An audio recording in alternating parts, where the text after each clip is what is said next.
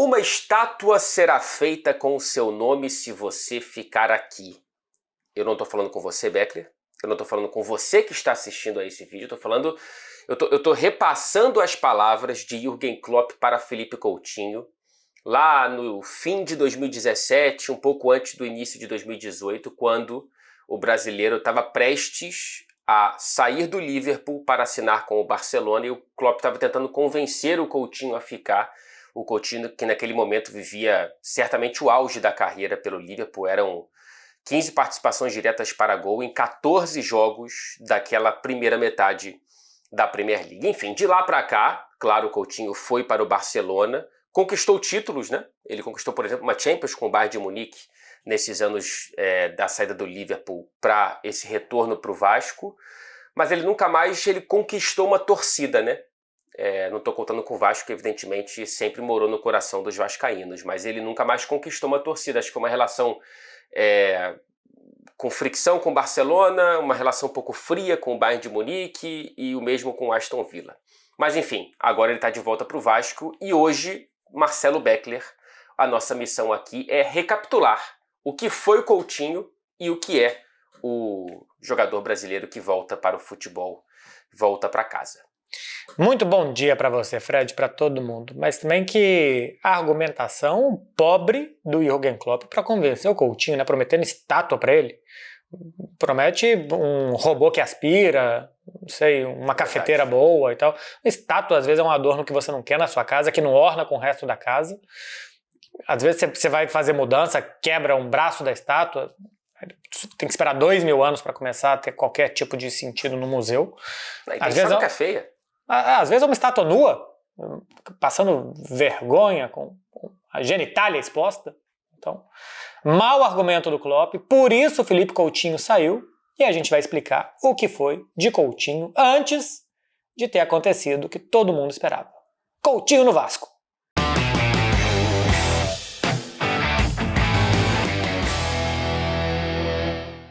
Seguinte, Fred Caldeiro, os primeiros passos do Philippe Coutinho. Em 2008, ele era uma grande promessa do Vasco, foi vendido aos 16 anos por 3.800.000 euros, que hoje alguém pode pensar que é muito pouco, 3.800.000 euros por uma promessa.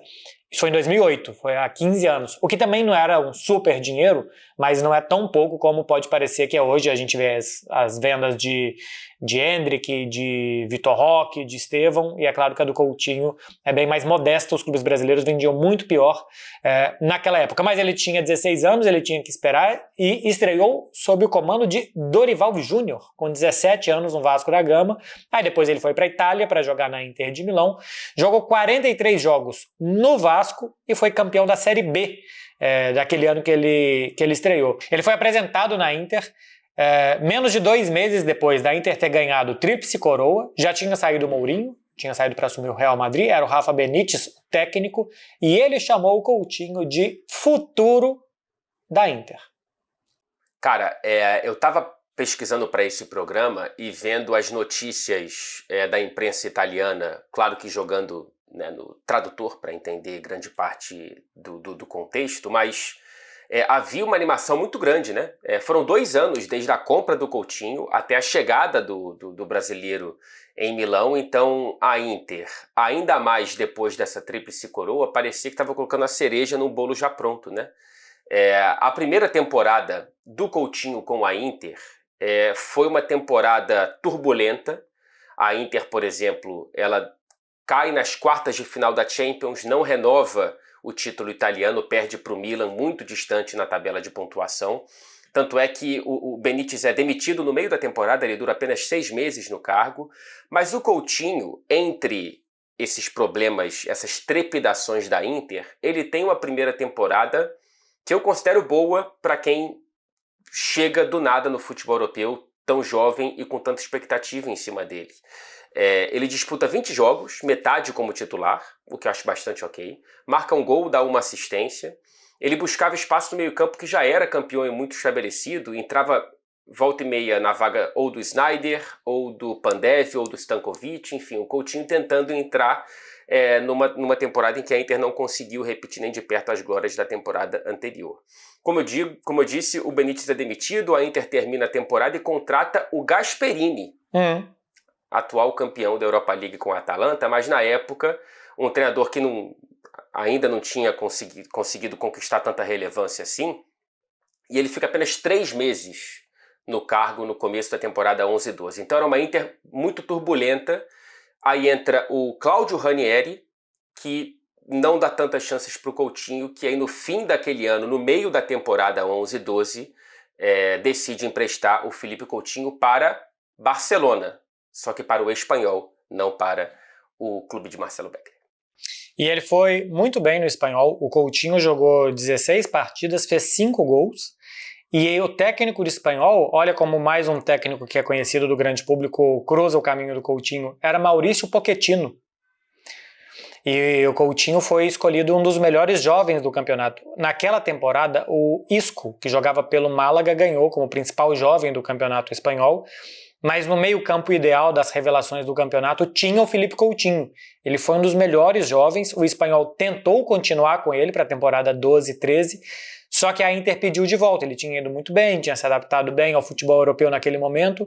Você tinha falado aí de um gol e de uma assistência na primeira parte dele com a Inter. Em 6 meses de Espanhol, um time bem mais modesto, que faz menos gols, ele fez 5 gols em 16 partidas. Ele acaba tendo que voltar para a Inter.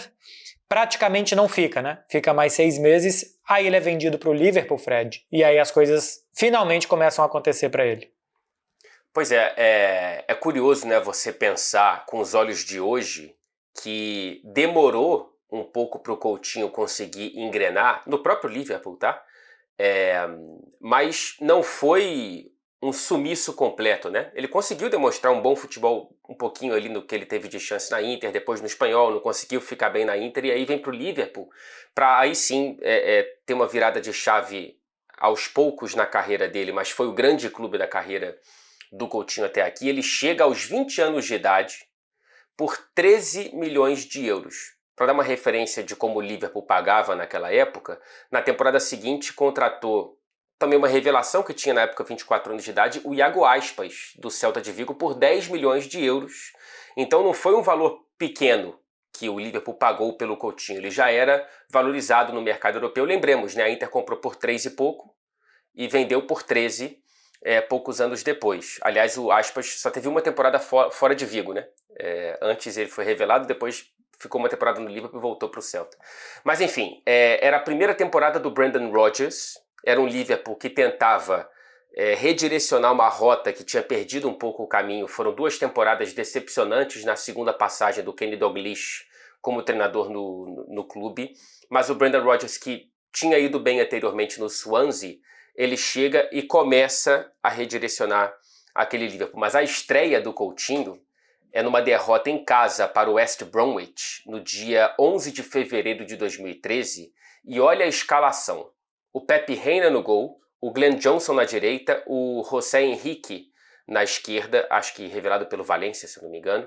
Na zaga ainda tinha o Jamie Carragher, na última temporada dele como jogador profissional, do lado do Daniel Agger.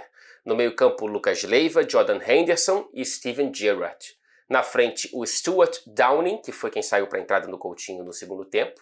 O Luis Soares como centroavante e o John Joe Shelvey como o ponta esquerda. Enfim, não é um time que a gente olhe para trás e pense, caramba, que timaço, mas foi a base, por exemplo, do Liverpool vice-campeão da Premier League na temporada seguinte, na grande temporada com o Brendan Rodgers, e foi quando o Coutinho deu um estalo, né? Nessa temporada que teve aquele escorregão do Gerrard e tudo mais, mas foi a primeira grande temporada de Coutinho já se aproximando do protagonismo, Beckler.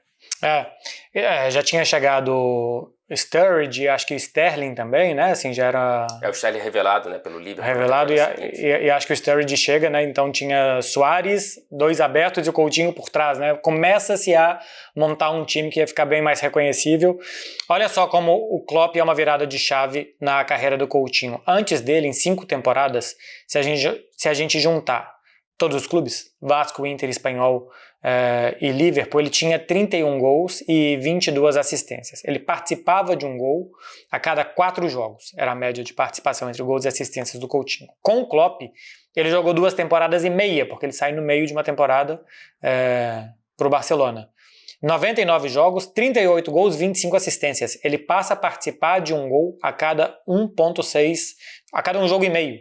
Ou seja, a cada 3 jogos ele participava de 2 gols, basicamente. Começa a ter uma participação muito maior em gols e em sensações também, né? O Coutinho passa a ser ele, o Luizito e tal, os grandes nomes daquele Liverpool. O Luizito depois sai para o Barcelona e o Coutinho continua e tem uma reformulação do Liverpool, e o Coutinho é meio que o fio condutor, né, da chegada dos outros, ele tá ali, mas ele acaba saindo. Ele já sai em um Liverpool que já funcionava, né, com o Klopp, que já estava bem, que já tinha Salah, que já tinha Firmino, que já tinha Mané, e ele jogava atrás desses caras. O Liverpool não sente a saída dele, o Liverpool continua a sua vida sem o Coutinho, mas ele vem para o Barcelona. E é curiosa a vinda dele para o Barcelona, a transação mais cara da história do Barça, até hoje, 160 milhões de euros o Barcelona pagou no Coutinho, entre fixo e variáveis. E ele chega para substituir o Iniesta, porque o Barcelona queria fazer um modelo diferente do que foi com o Neymar.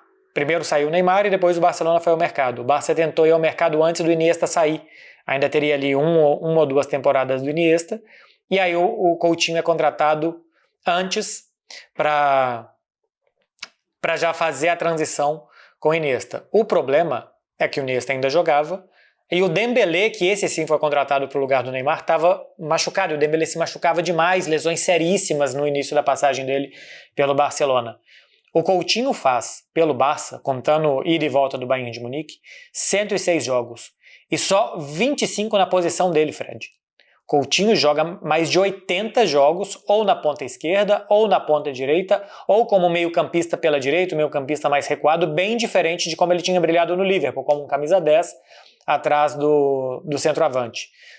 Machuca muito também, a segunda parte dele no Barcelona é de muitas lesões, mas enfim, a passagem dele, a gente pode explicar um pouco mais o Barça e o que foi, mas a passagem dele no Barcelona é muito frustrante, porque ele jogou muito fora de posição, ele não foi substituto do Iniesta, ele acabou jogando como substituto do Neymar, até que acabou sendo emprestado para o Bayern de Munique. No meio disso teve a Copa de 2018. Pois é, eu lembro daquela sensação de que o Barça estava contratando um jogadoraço. Repito, ele vivia o auge da carreira no Liverpool naquele momento, por isso o Klopp prometeu até uma estátua para ver se ele ficava. Mas a sensação era, cara, o Barça está contratando um jogador para uma posição que não existe nesse time do Barça, né?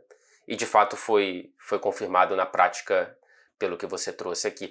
Só que aí ele tem essa Copa de 18 que, cara, pra mim o Coutinho foi o melhor jogador daquela Copa ali, ao lado do Thiago Silva talvez, mas do setor ofensivo do Brasil, do Tite, o Coutinho ele de fato é um jogador que traz um diferencial. Acho que foi ali que ele tem os grandes jogos dele com a camisa da seleção brasileira, equilibrando a importância do jogo com a atuação do jogador.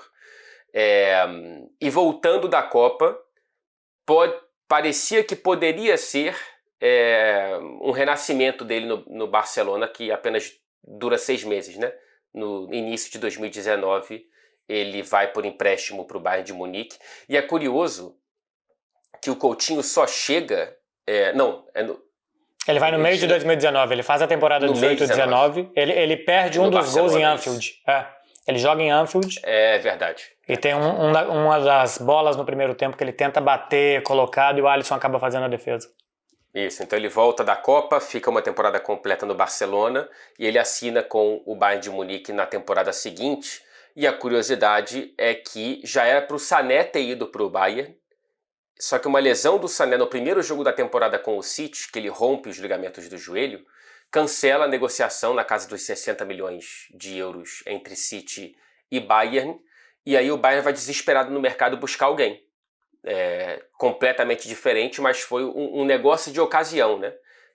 Pagou pouco pelo empréstimo do Coutinho, não tinha o Sané, não queria na pressa investir 60 milhões em outro jogador, então a lesão do Sané que faz com que o Coutinho vá por empréstimo no Bayern, e é um empréstimo muito bem sucedido, né? Para ambas as partes, né? O Coutinho naquela temporada ele é reserva, mas quando você olha para os jogadores de linha, ele é o 13º em minutagem, então ele era praticamente ali um 12º jogador daquele time que termina como campeão da Liga dos Campeões. E claro, não quero insistir aqui nessa ferida, mas ele entra no segundo tempo naquele histórico 8-2 e ele dá uma assistência e marca 2 gols, e depois volta do empréstimo para o Barcelona já com tudo imagino, azedo, né, Beckler? Ele volta para um Barcelona especialmente azedo, né?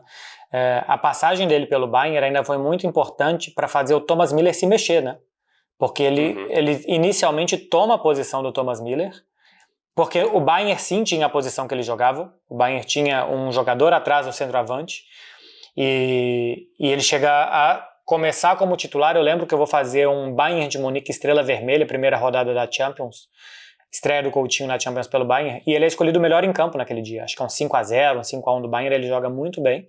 É escolhido o melhor em campo, e durante a temporada o Thomas Müller melhora bastante, retoma a posição de titular, e o Coutinho vira esse 12º jogador. Ele volta para o Barcelona logo depois do Messi ter pedido para sair, acaba tendo que ficar, da saída do Luis Suárez. É um ano de portões fechados por aqui, esquisitíssimo, um Barcelona extremamente tóxico. Era muito pouco provável que qualquer coisa desse certo naquele Barcelona. Ele acaba disputando posição com o Pedri, de 16 anos, 16 ou 17 anos recém-completados, e o Pedri acaba jogando mais minutos que ele, e aí começam a vir as lesões.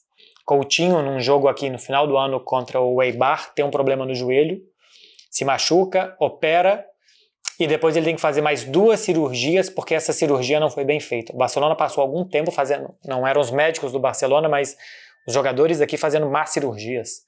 Aconteceu a mesma coisa com o Rafinha Alcântara, e depois com o Ansu Fati também. Alguns jogadores do Barcelona durante um período que tiveram que fazer várias cirurgias corretivas por conta de cirurgias primeiramente mal sucedidas. E aí ele nunca consegue jogar bem de novo. Ainda fica a temporada 20-21, e na 21-22 o Coutinho já é visto aqui como já deu o que tinha que dar. O salário era muito alto, porque o Barcelona contratou ele em altíssima no Liverpool, em época que o Barcelona pagava muitos salários e o clube estava destroçado por conta da pandemia. Então o Barcelona já via na 21-22 o Coutinho como um problema. Não rendia, salário muito alto, e tinha que conseguir negociar. Aí ele acaba indo para Aston Villa. Ele vem inicialmente por empréstimo, de volta para a Premier League, para um Aston Villa comandado pelo antigo companheiro do Coutinho naquele jogo de estreia pelo Liverpool. O Steven Gerrard era treinador do Aston Villa, que contrata o Coutinho então com 29 anos de idade por empréstimo. E é um empréstimo muito bem sucedido. Ele chega no meio da temporada, na estreia ele já marca um gol no empate em 2-2 com o Manchester United. Em 6 meses ele joga bastante, não se machuca, marca 5 gols, dá 3 assistências e convence o Aston Villa a comprá-lo. O Aston Villa já em maio, ou seja, no fim da temporada, nem esperou o começo da temporada seguinte, acerta com o Barcelona o valor de 20 milhões de euros pela transferência do Coutinho, um contrato de 4 anos com, na época, um dos maiores salários daquele Aston Villa. Aí a temporada seguinte já tudo começa a azedar, o Gerrard dura muito pouco tempo, o Aston Villa faz um início de temporada muito ruim, chega o Unai Emery, que nunca deu muito match com o Coutinho também volta a ter uma sequência de lesões. Na temporada seguinte ele joga apenas 22 vezes, 13 como titular, tem 1 gol e nenhuma assistência. Então, você vê relatos, cara, por aqui, ele era um cara muito encantador nos treinos, os companheiros ficavam impressionados com o que ele tinha capacidade de fazer com a bola, mas o lado físico já estava começando a pegar. Não tinha muita posição naquele novo Aston Villa montado pelo Unai Emery, e a sensação do treinador é que o lado físico do Coutinho fazia com que ele não tivesse como ser um jogador realmente fundamental para o Aston Villa na Premier League. O último jogo dele pelo Villa foi em agosto do ano passado, contra o Everton. Ele entra no segundo tempo e em poucos minutos sai machucado, uma lesão na coxa, a 6ª da carreira do Coutinho, e foi a última vez que ele entrou em campo. No mês seguinte. Ele foi emprestado ao Al Duhail do Catar. Ele faz 23 jogos por lá, 8 gols, 3 assistências, uma equipe que terminou no meio da tabela da Liga Nacional, são 12 clubes, terminou na 6ª colocação, e agora, 14 anos depois da saída de São Januário, o Coutinho volta para São Januário. O Beckler, eu estava pensando aqui, cara, inegavelmente a ida para o Barcelona foi um erro, né? Para a carreira do Coutinho, para o Barcelona pela grana envolvida, mas eu estava tentando pensar aqui, por exemplo, será que foi um erro tão grave, por exemplo, quanto do Neymar ir para o PSG? Parecia claro, né? um movimento natural para o Coutinho ir para o Barcelona. Você olha um movimento exatamente igual ao que fez o Suárez pouco tempo antes e deu muito certo. Então acho que não dá para comparar, mas agora olhando em retrospectiva, quando tudo fica mais fácil, de fato foi um erro muito grande. Então, eu tô mais inclinado a falar deu errado do que foi um erro. Porque às vezes o movimento não é errado, mas ele não dá certo. Então, assim, o Barcelona, quando o Coutinho chega, no início de 2017, o Neymar saiu no meio de 2017, ele chega no início de 2018. O Barcelona ainda era um time mais potente do que ele virou quando o Coutinho saiu, por exemplo. O Barcelona ainda contratava grandes jogadores, tinha o Messi, tinha o Suárez, ainda tinha o Busquets, o Piqué, ainda tinha toda aquela base do time que tinha sido campeão anteriormente. Por exemplo, no ano que ele chega, ele não pode jogar Champions, porque ele já tinha jogado pelo Liverpool. O Barcelona fez 9 jogos daquela Champions invicto, tinha tomado 3 gols, aí toma 3 gols da Roma. Aí no ano seguinte chega até as semifinais, o Coutinho faz um golaço contra o Manchester United nas quartas de final e tal. Chega nas semifinais, faz um 3-0 no Liverpool e toma 4-0. Aquele time, faltou alguma coisinha para ele ter mais sucesso na Champions, mas chega a ganhar o campeonato espanhol no ano que o Coutinho chega, perdendo só um jogo. E no ano seguinte ganha o campeonato espanhol outra vez. E eu lembro que eu conversava com pessoas próximas ao Coutinho que falavam, cara, ele precisa ser campeão. Coutinho é um cara que está aí com 25, 26 anos e que não tem título no currículo. Ele quer muito ser campeão, sonha em jogar pelo Barcelona e tal. Ele é de uma geração que todo mundo sonhou por conta de Ronaldinho, de Rivaldo e tal, de jogar no Barça. E ele quer muito ser campeão, ele precisa para a carreira dele ser campeão. Então, o ajuste tático, o Iniesta era um meia esquerda. Se ele ia se adaptar como meia esquerda ou se ele ia precisar da posição do 10, que no Barcelona era muito difícil porque tinha o Messi naquela posição, talvez ali tivesse o erro. Mas que me parecia um movimento lógico, só acho que o Barcelona pagou demais, mas que me parecia um movimento lógico por parte dele de ir para um clube, de um futebol onde ele já tinha dado certo, futebol espanhol, de uma cidade que ele já tinha ido bem. O Coutinho, além de tudo, tem uma personalidade, ser muito introspectivo, tímido, familiar, caseiro. Isso talvez atrapalhe ele aqui e ali, não consigo quantificar o quanto nessas passagens dele pelos outros clubes, mas que tudo quadrava para ele vir aqui e triunfar. E por algum momento ele foi bem aqui, ele foi relativamente bem. Não foi o que se esperava, não foi o que pagou por ele, o tanto que ele devia ter ido bem, mas as lesões, o aumento do clube, a toxicidade que virou o Barcelona, o 4-0 de Liverpool, se não tem aquele 4-0, o Barcelona chega na final, ele teria talvez ganhado uma Champions pelo Barça, sendo titular em boa parte das partidas, enfim. Ele também deu muito azar aqui, Fred. Do ponto de vista do Liverpool, é algo que eu imagino que seja um nó no coração do torcedor, porque, por um lado, muito possivelmente, a sequência de títulos, né, que veio depois, ou de um Liverpool brigando por vários títulos em várias temporadas seguidas, não teria acontecido, ou teria acontecido de uma forma um pouco menos potente, porque foi justamente a grana da venda do Coutinho que fez com que o Liverpool pudesse contratar jogadores, enfim, Alisson, Van Dijk, Fabinho e tal.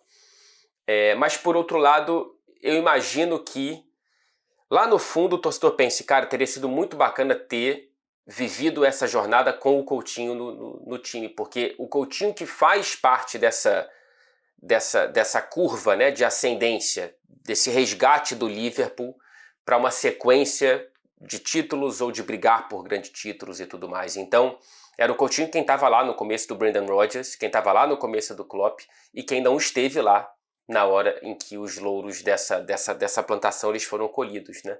Mas, olhando para frente agora, é claro que a gente não consegue acompanhar o futebol brasileiro tanto quanto provavelmente quem está nos assistindo, especialmente se você que está nos assistindo é torcedor do Vasco, mas me parece que o Coutinho, conseguindo estar bem fisicamente, e esse é um grande ponto, né? Ele precisa estar bem fisicamente, e não é uma certeza, ele me parece ser um jogador que com naturalidade, ele tem 32 anos, gente, ele não tem 38, 39.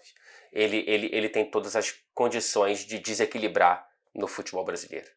Eu também acho, a capacidade técnica não falta, tem bom passe, boa visão de jogo, muito bom domínio, um chute de fora da área que é envenenadíssimo, né? Se envenena muito o chute dele.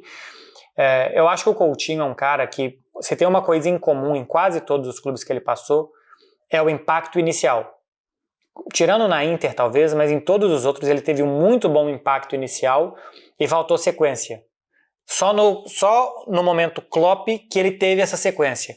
Então talvez é entender também se tem algo de personalidade, de o que fazer para que ele consiga manter as primeiras sensações por mais tempo, para que ele vá muito bem. Pelo que é o futebol brasileiro e tal, é muito diferente, acho, que jogar no futebol brasileiro, como a gente vê o Hulk, que chegou em final de carreira quase, conseguiu jogar, o próprio Payet, que no Vasco também deu bons momentos já em final de carreira, e outros jogadores que não conseguiram aqui na Europa jogar perto do que o Coutinho jogou, por exemplo, o Gabriel Barbosa, o Pedro, e que no futebol brasileiro, o próprio Gerson, que no futebol brasileiro foram muito bem.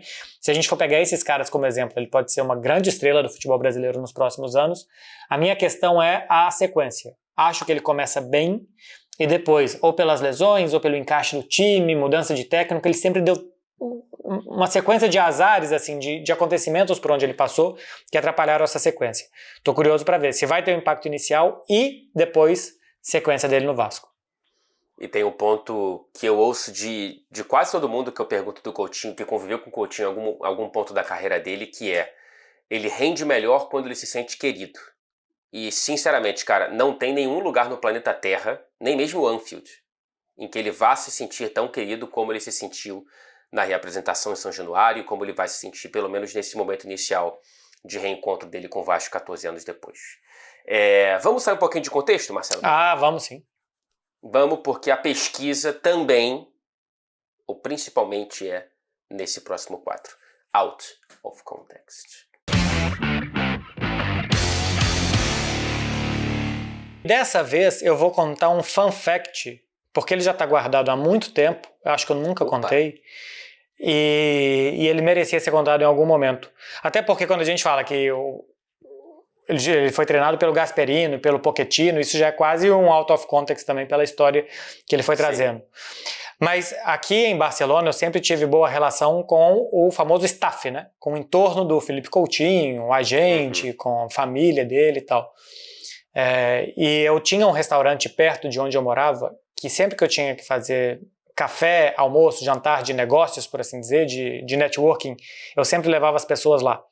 Porque é um restaurante bom, bonito, era do lado da minha casa também, então ajudava bastante. E o dono do restaurante era torcedor do Barça. Então ele adorava que eu fosse lá e tal com o pessoal. Enfim. E aí teve uma vez que a TNT estava fazendo uma série que o Ale Oliveira ia na casa dos jogadores fazer entrevistas, né? Muito boa relação com os jogadores e tal. Ele veio aqui em Barcelona, acho que ele entrevistou Coutinho, Malcom, e eu não lembro se Arthur ou Paulinho. O Arthur acho que não coincidiu com o Paulinho aqui, acho que era Coutinho, Malcom e Arthur. Enfim, e aí nesse dia ele estava entrevistando o Philippe Coutinho, e eu marquei no restaurante pro pessoal da TV. E aí, sei lá, marquei às 14h. E a entrevista foi atrasando, e deu tipo 2h30 nada, 3 horas nada. Aí eu liguei no restaurante e falei: pô, foi mal, o pessoal da TV tá entrevistando o Philippe Coutinho. Assim que acabar, eles vêm. A galera do restaurante, quando eu falei eles, entendeu que incluía-se aí o jogador. Ai, meu Deus do céu.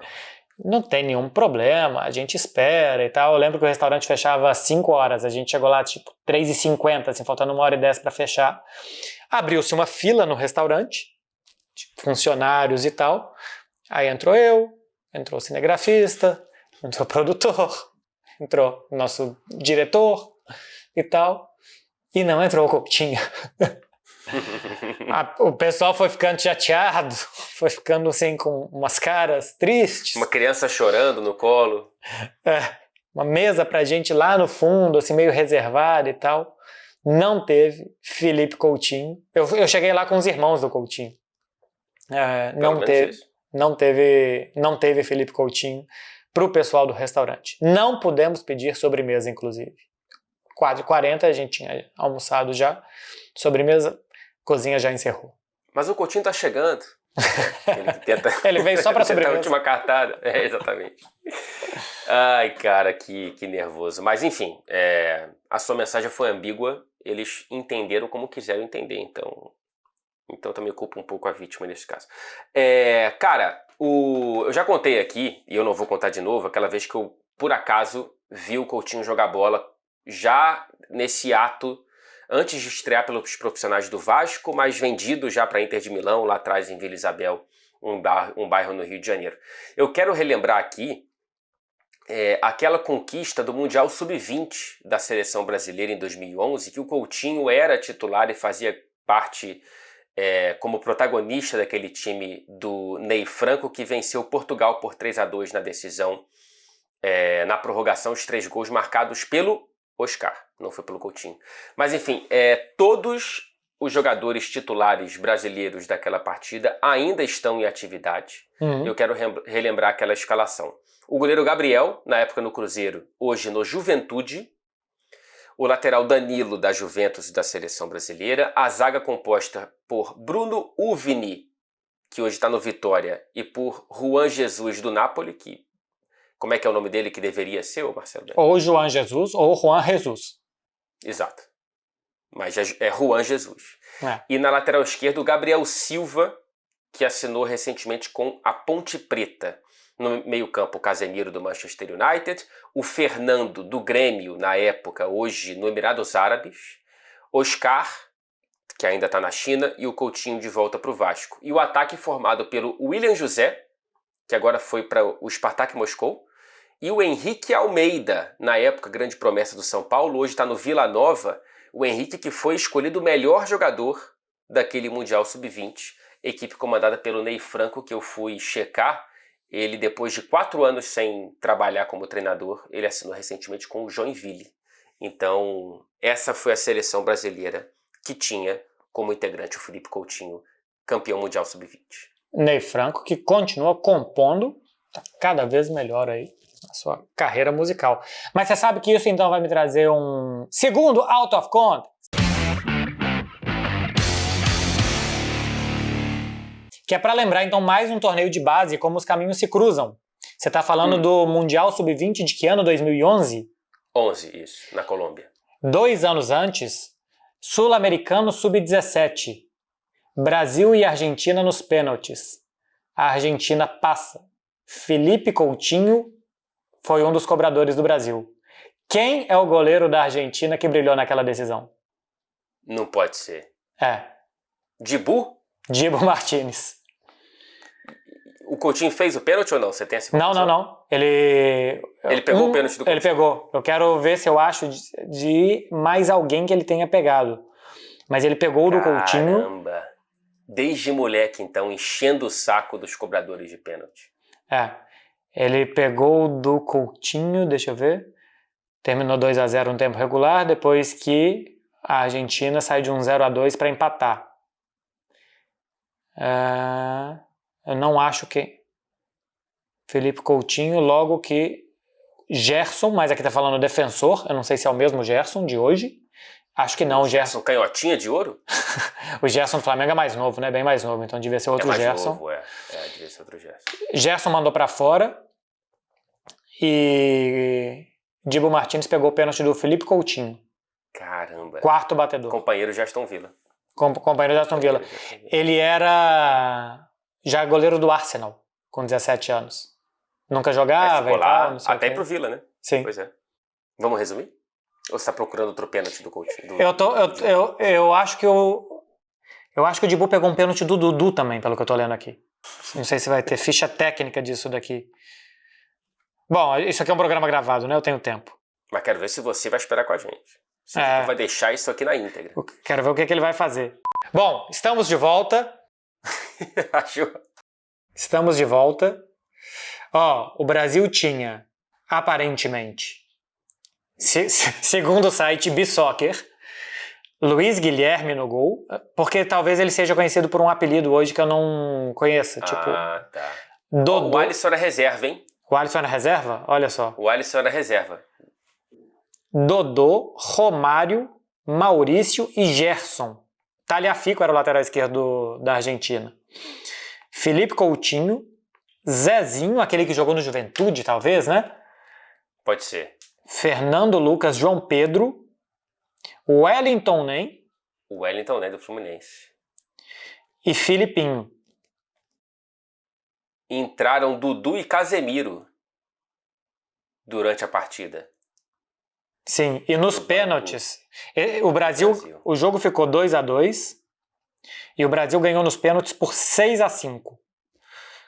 As penalidades foram, primeiro marcou João Pedro e perdeu Sérgio Araújo, aí perderam Gerson e Vilalba, marcaram Zezinho e Rotondi, perdeu Felipe Coutinho, aí o Dibu Martínez pegou e marcou Órfano, perdeu o Dudu e marcou Espíndola, aí depois Fernando Lucas e Apaza marcaram, Dibu Martínez bateu o 7º pênalti e Casemiro também, ambos converteram, Martim e Maurício converteram, e por último, o Krupivski perdeu e o Wellington Nem marcou. O Brasil venceu por 6-5. E o Coutinho marcou no tempo normal. 2-2 com gols de Zezinho e Coutinho para o Brasil.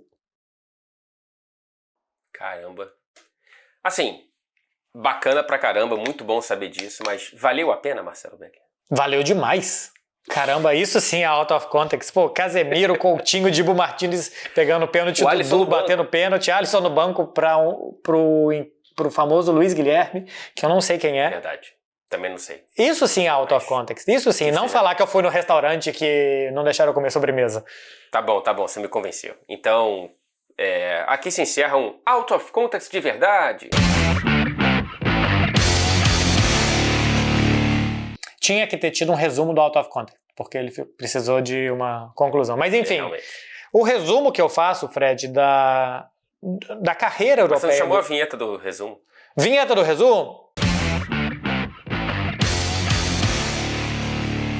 É porque teve uma vinheta para encerrar e para começar outro. Isso. O resumo que eu faço da carreira do Coutinho na Europa é... Inicialmente ele deu, tirando na Inter, boas impressões, faltou continuidade em muitos clubes e no Liverpool foi onde ele mais brilhou. No Barcelona poderia ter sido, pegou um Barcelona que o momento também não ajudou, mas foi no Liverpool e com o Jürgen Klopp que Coutinho mais brilhou, optou para ir para o Barcelona para vencer títulos e o destino foi cruel, né? Perdeu uma época vitoriosa do Liverpool e não foi feliz como queria no Barcelona.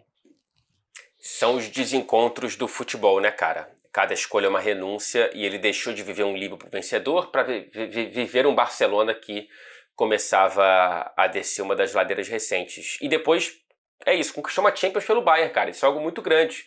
Sendo presente em todos os jogos do mata-mata, sendo do banco de reservas e tudo mais. Só que não é algo que marca o título sim, mas a passagem pelo Bayern não é uma passagem que talvez marque o coração do torcedor do Bayern, que o Coutinho esteve lá, e talvez nem vice-versa. Assim, desde a saída do Liverpool, a sensação é que a cada passo o Coutinho ele regride um pouco, até esse momento. Eu tô muito interessado, tá, de coração, para ver como que vai ser o Coutinho do Vasco, porque de tanto escutar que ele precisa ser querido para desabrochar e para jogar o futebol, que a gente sabe que ele tem total capacidade de apresentar, eu estou muito interessado para ver como que vai ser esse Vasco, que antes mesmo da estreia do Coutinho já dá indícios de uma recuperação, mesmo com um treinador interino, que eu não sei se vai ser efetivado, mas enfim, que o Vasco também ajude a criar um ambiente, para além dessa apresentação muito calorosa e emocionante, um ambiente propício para que o Coutinho seja o pequeno mago que ele foi apelidado no Liverpool, porque ele também seja esse cara em São Januário, porque a capacidade do Coutinho de desequilibrar enquanto bem fisicamente com 32 anos no futebol brasileiro é algo que eu não sei qual é o tamanho desse teto. Tem aquela famosa frase, a sua casa é onde está o seu coração. Eu acho que é o Coutinho voltando para casa, para onde o coração dele está, e torcer para que ele seja feliz de novo. Se ele for feliz, ele fará a torcida do Vasco feliz e vai dar tudo certo. Bola não falta, nunca faltou. É um jogadoraço de futebol e que o destino do futebol foi... Talvez o futebol deva alguma coisa pro Coutinho, porque o destino foi tirando dele coisas por coincidências da vida e talvez tenha ainda o último capítulo guardado para ser muito bonito na história do Coutinho e do Vasco. E esse capítulo de hoje do Fred Beckler Explicam se encerra aqui. A gente volta na terça-feira que vem. Dom Frederico. Você acha que você pode ter uma estátua sua em algum lugar desse planeta, Marcelo Beckler? Se tem estátua minha, eu já quero avisar. Esse negócio de fazer estátua pelado, normalmente eles fazem no frio, você fica muito tempo ali parado, é uma situação incômoda, então não sei qual que é o tipo de estátua que vocês viram, mas é fake news. Mas então você já posou, né? Se você acha que pode ter a estátua, você já posou para algum artista. Nem posei e nem não posei, Fred. Mas nunca se sabe quando que alguém fez uma estátua imaginando coisas. Se imaginou errado. É verdade.